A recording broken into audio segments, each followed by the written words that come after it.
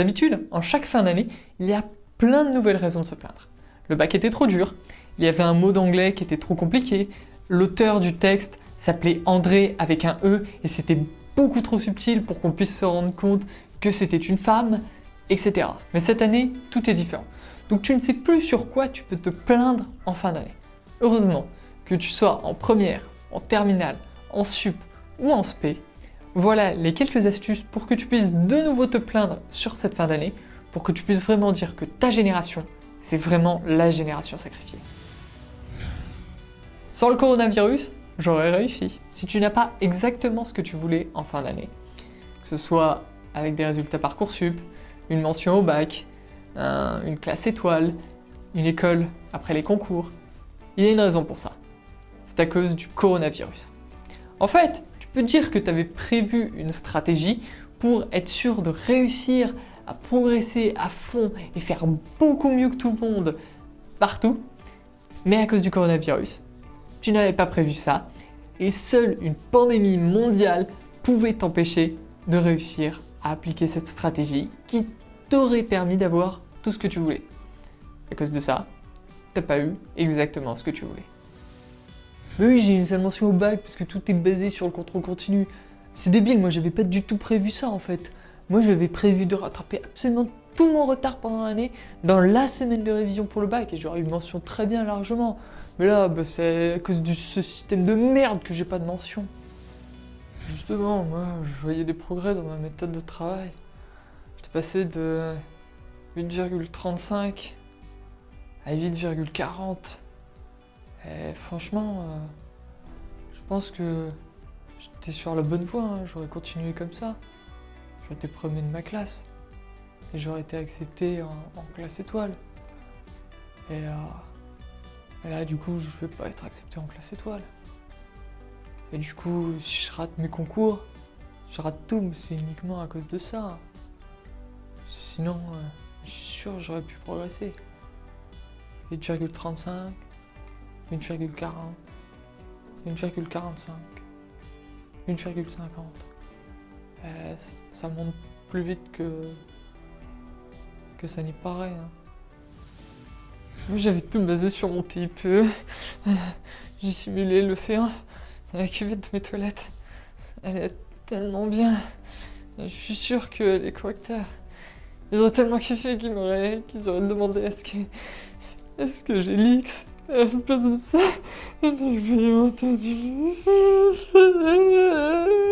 Le format des épreuves te défavorise. Peu importe ce que tu passes ou tu ne passes pas en fin d'année, tu peux dire que la manière de faire est particulièrement défavorisante pour toi et pour toi uniquement. Comme ça, tu peux utiliser ça pour justifier des mauvaises notes. Et si tu as des bonnes notes, tu peux justement te servir de ça pour montrer à quel point tu es supérieur à eux, parce que tu as quand même réussi à avoir des bonnes notes, malgré ces conditions qui te défavorisaient, toi uniquement. Ouais, c'est n'importe quoi d'avoir remplacé les épreuves au bac par les notes de contrôle continu. Moi, clairement, je trouve que une seule note sur un sujet aléatoire pendant toute l'année me représente beaucoup mieux que la moyenne de mes notes pendant toute l'année.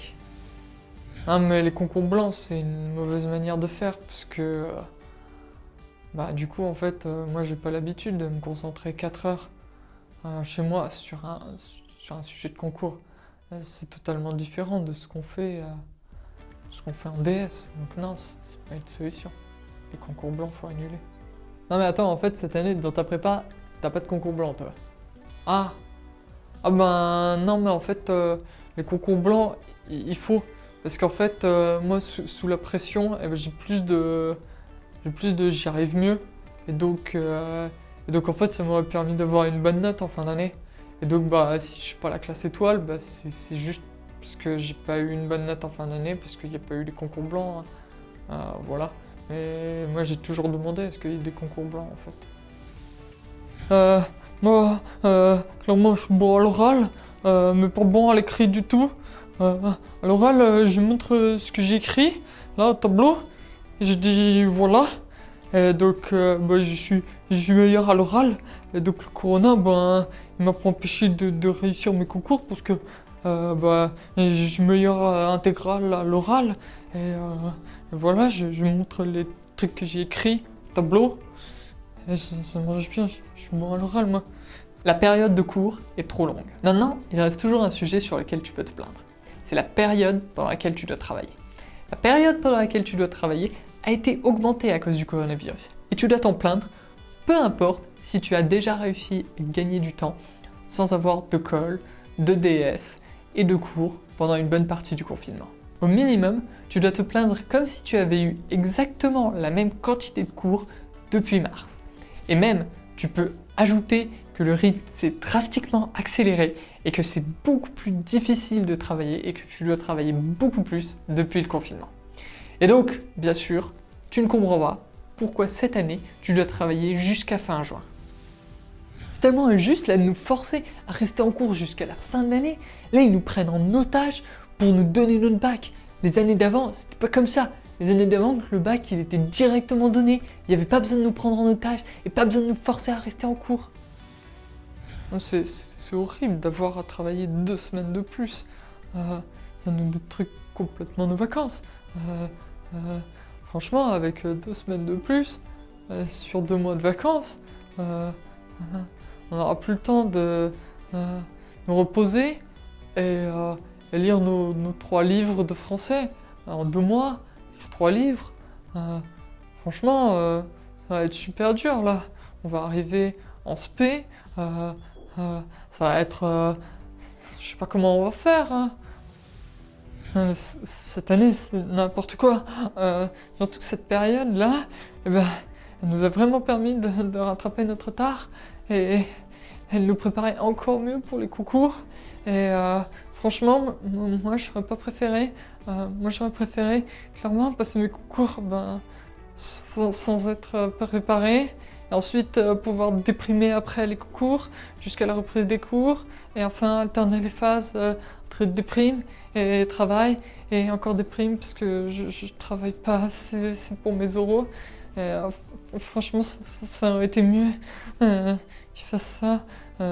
Plutôt que comme là, d'avoir une longue période qui calme et tout, pour rattraper notre retard et préparer nos concours. C'est vraiment pas un truc qui est bien. Et voilà, maintenant tu as tous les outils pour te plaindre de cette année. Et comme pour toutes les années avant toi, tu pourras dire que ton année, c'est vraiment l'année sacrifiée. Et si tu veux être bon à l'oral comme moi, tu peux t'abonner à cette chaîne et liker la vidéo et tu peux aussi partager la vidéo et tu fais comme pour l'oral au tableau, et bah tu envoies la vidéo et tu mets pour dire le texte, tu mets voilà.